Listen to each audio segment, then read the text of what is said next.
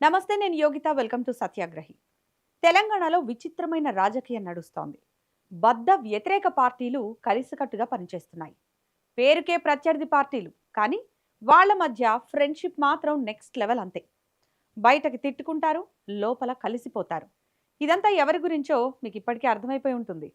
ఆ రెండు పార్టీలే Congress, BJP. Kishan Reddy, Bandi Sanjay BJP ఎంపీలు ప్లస్ కేంద్ర మంత్రులు. కానీ కాంగ్రెస్ వైఫల్యాలపై పల్లెత్తు మాట అనరు. మరోవైపు రేవంత్ రెడ్డి కాంగ్రెస్ నుంచి ముఖ్యమంత్రి. కానీ మోదీ ఏది చెబితే అది చేస్తారు. రైతుల నుంచి ధాన్యం ఎంత కొనాలో మోదీ చెప్తారు. దాన్ని తూచా తప్పకుండా రేవంత్ పాటిస్తారు. వ్యవసాయ మోటార్లకు మీటర్లు బిగించాలని మోదీ ఆదేశిస్తారు. ఓకే అంటూ చెప్పింది చేసేస్తారు రేవంత్ రెడ్డి. మెట్రోపై మళ్లీ ఫస్ట్ నుంచి ప్రాసెస్ స్టార్ట్ చేద్దామని కేంద్రం అంటుంది. వెంటనే ఓకే అంటారు రేవంత్.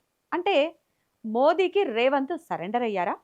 మోదీ ఏం చెబితే అది చేయడానికి సిద్ధమయ్యారా? వారిద్దరి మధ్య ఉన్న అండర్స్టాండింగ్ ఏంటి? అసలు తెలంగాణలో ఏం జరుగుతోంది? దీనిపై ఈ స్టోరీలో డిస్కస్ చేద్దాం. స్కిప్ చేయకుండా చివరి వరకు ఈ వీడియో చూడండి. వీడియో ఇంట్రెస్టింగ్ గా ఉండబోతోంది. మరి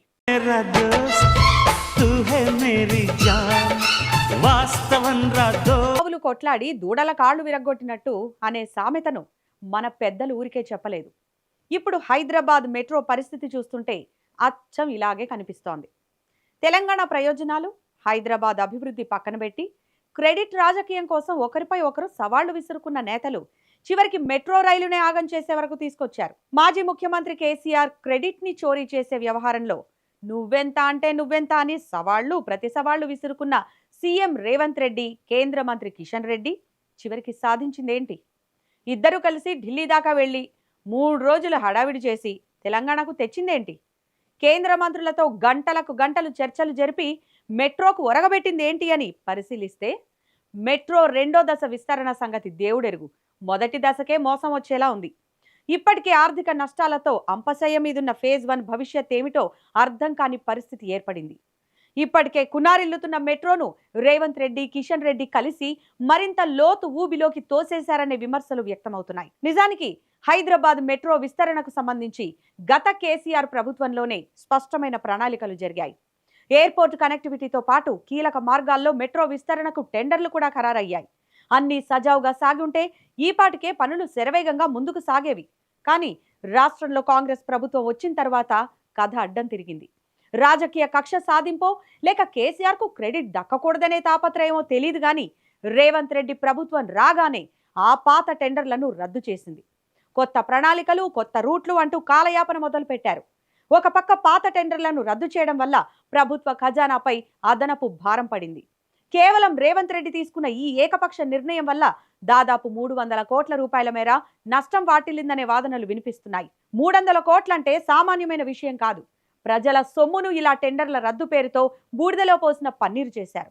ఇప్పుడు అదే రేవంత్ రెడ్డి మెట్రో నిధుల కోసం మళ్లీ కేంద్రం చుట్టూ తిరగాల్సిన పరిస్థితి తెచ్చుకున్నారు. పాత టెండర్లు రద్దు చేసి రాష్ట్రానికి నష్టం తెచ్చిన ముఖ్యమంత్రి ఇప్పుడు కేంద్రం వద్దకు వెళ్లారు.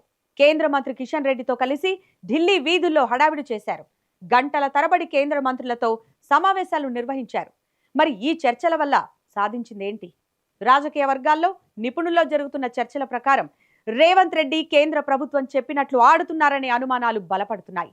తెలంగాణ హక్కుల కోసం కేంద్రంతో కొట్లాడాల్సిన ముఖ్యమంత్రి అక్కడ మోకరిల్లినట్టు వ్యవహరిస్తున్నారనే ఆరోపణలు వస్తున్నాయి. కేంద్రం విధించే షరతులకు లొంగిపోవడం వల్లే మెట్రో ఫేజ్ 1 మరింత సంక్షోభంలో పడిందని అంటున్నారు. మెట్రో విస్తరణకు కేంద్రం నుంచి ఆశించిన స్థాయిలో నిధులు రాకపోగా ఉన్న ప్రాజెక్టు భవిష్యత్తును కూడా ప్రశ్నార్థకం చేశారు. కేంద్రం ఏం చెబితే దానికి జీ హుజూర్ అనేలా రేవంత్ రెడ్డి తీరు ఉందనే విమర్శలు వెల్లువెత్తుతున్నాయి. ఈ లొంగుబాటు ధోరణి కేవలం మెట్రో ప్రాజెక్టుకే పరిమితం కాలేదు. రేవంత్ రెడ్డి మార్కు రాజకీయం మిగతా రంగాల్లోనూ స్పష్టంగా కనిపిస్తోంది. ముఖ్యంగా రైతాంగం విషయంలో రేవంత్ రెడ్డి వ్యవహరిస్తున్న తీరు దారుణంగా ఉంది. ఎన్నికల ముందు రైతులు పండించిన ప్రతి గింజను ప్రభుత్వమే కొనుగోలు చేస్తుంది, 5 పైసల నష్టం రానివ్వమని ప్రగల్భాలు పలికిన రేవంత్ రెడ్డి తీరా అధికారంలోకి వచ్చాక ఏం చేస్తున్నారు? ధాన్యం కొనుగోలులోనూ కేంద్రం చెప్పినట్లే నడుచుకుంటున్నారు. కేంద్ర ప్రభుత్వం ఎంత పరిమితి విధిస్తే అంతవరకే కొనుగోలు చేస్తామంటూ చేతులెత్తేస్తున్నారు. మరి నాడిచ్చిన హామీలు ఏమయ్యాయి? రైతుల గోడు పట్టదా? అంతేకాదు, గత కేసీఆర్ ప్రభుత్వం తెలంగాణ రైతాంగానికి ఉచిత విద్యుత్ ఇస్తూ బావుల వద్ద విద్యుత్ మీటర్లు పెట్టే ప్రసక్తే లేదని కేంద్రంతో ఢీకొట్టింది. అవసరమైతే వేల కోట్ల రూపాయల కేంద్ర నిధులు నష్టపోవడానికైనా సిద్ధపడింది, కానీ రైతుల ప్రయోజనాలను తాకట్టు పెట్టలేదు. కానీ ఇప్పుడు రేవంత్ రెడ్డి సర్కార్ ఏం చేస్తోంది? కేంద్రం చెప్పినట్లే వ్యవసాయ బావులకు, కనెక్షన్లకు విద్యుత్ మీటర్లు అమర్చేందుకు సిద్ధమవుతోంది. కేంద్రం కబంధ హస్తాల్లో రేవంత్ రెడ్డి పూర్తిగా బందీ అయిపోతున్నారనడానికి ఇవే నిదర్శనాలు. వరుసగా జరుగుతున్న ఈ సంఘటనలన్నీ గమనిస్తే ఎవరికైనా ఏమనిపిస్తుంది? ముఖ్యమంత్రి రేవంత్ రెడ్డి, కేంద్ర ప్రభుత్వం, ముఖ్యంగా ప్రధాని నరేంద్ర మోదీ గీసిన గీత దాటడం లేదా అనే అనుమానం కలగక మానదు. రేవంత్ రెడ్డి కేంద్ర పెద్దల ఆదేశాలను తూచా తప్పకుండా పాటిస్తున్నట్లు కనిపిస్తోంది. కానీ ఈ రాజకీయ లొంగుబాటు వల్ల నష్టపోతోంది ఎవరు? స్వయంగా తెలంగాణ రాష్ట్రం, తెలంగాణ ప్రజలు.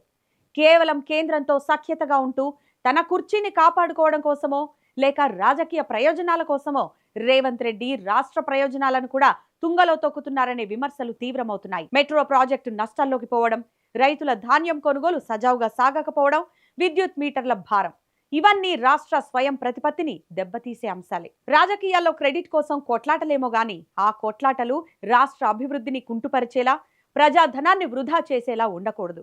రేవంత్ రెడ్డి, మోదీ గీసిన గీత దాటకపోవడంతో రాష్ట్రానికి ఎంతో నష్టం జరుగుతోందన్నది తెలంగాణ వాదుల వాదన. మొత్తానికి ఈ రెండు పార్టీల తెర వెనుక ఫ్రెండ్షిప్ ను ప్రజలు కూడా గమనిస్తున్నారు. వారికి టైం వచ్చినప్పుడు వారికి చెక్ పెట్టడం కూడా గ్యారంటీ. రేవంత్ తీరుపై మీ అభిప్రాయం ఏంటో కామెంట్ సెక్షన్లో మాకు తప్పకుండా తెలియజేయండి. అలాగే వీడియో నచ్చితే లైక్ చేయండి, షేర్ చేయండి. మా ఛానల్ని సబ్స్క్రైబ్ చేయడం మాత్రం మర్చిపోకండి. Thanks for watching.